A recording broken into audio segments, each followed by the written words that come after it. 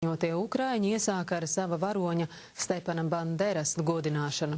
Arī šoreiz neoficiālās svinības izpelnījās plašu atsaucību, lāpu gājienā devās tūkstoši. 3000 lāpu pret Kijevas naksnīgajām debesīm. Tik iespaidīgs skats vakarā bija vērojams Ukrainas galvaspilsētā. Aprit 106 gadi, kopš pasaulē nāca Ukraiņu nacionālais varonis, atbrīvošanas kustības vadītājs Stepans Bandera.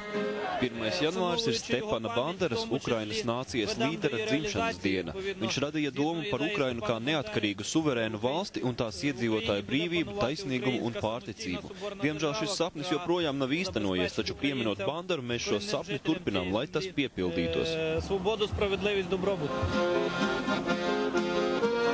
Banderas tēls Ukrainas sabiedrības acīs ir ļoti kontroversāls. Valsts rietumi viņu dēvē par varoni un atbrīvotāju, kurš Otrā pasaules kara laikā apvienojās ar nacistiem, lai cīnītos pret sarkano armiju. Savukārt Ukrainas austrumi viņu vaino asins izliešanā.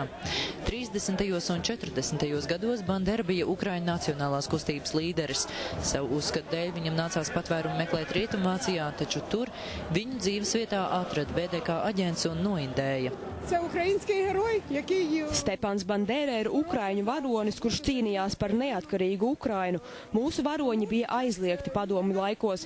Tas pat bija slikti, ka par tiem zinājām. Par laimi tagad tos atkal atceramies un pieminam viņu sasniegumus. Pūlis ik pa brīdim izsauc frāzes Bandera nāc ievies kārtību. Laikā, kad dalījums rietumi austrumi Ukrainā atkal ir tik sāpīgi izteikts, viņa aizstāvētās idejas ieguvušas jaunu nozīmi. Kristīna Žilda Krēvica, TV3 ziņas. Krievijas televīzijas pirmā kanāla vecgada